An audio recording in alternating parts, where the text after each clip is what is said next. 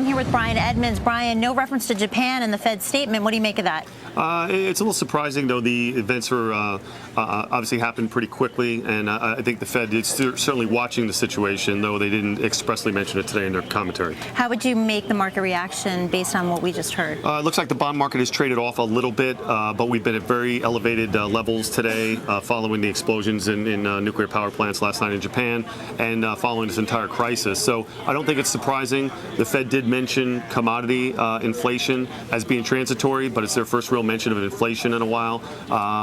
It certainly doesn't put the Fed any closer to tightening if it is transitory, but we didn't expect that the Fed would move anywhere closer to tightening given current events around the world. Are you surprised they said the economy's on more solid footing? I think the recent economic news has been strong.